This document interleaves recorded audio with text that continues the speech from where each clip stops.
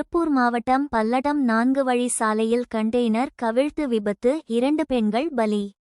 திருப்பூர் மாவட்டம் பல்லடத்தில் திருச்சி கோவை தேசிய நெடுஞ்சாலையில் கோவையிலிருந்து திருப்பூர் நோக்கி சென்று கொண்டிருந்த கண்டெய்னர் லாரி பல்லடம் நகராட்சி அலுவலகம் முன்பு கட்டுப்பாட்டை இழந்து கண்டெய்னர் லாரி கவிழ்ந்து விபத்து ஏற்பட்டது. மாநகராட்சி அருகே 2 வீலரில் 2 பெண்கள் நின்று கொண்டிருந்த போது 2 பெண்கள் மீது கண்டெய்னர் விழுந்ததால் அப்பகுதியில் பெரும் பரபரப்பு ஏற்பட்டது.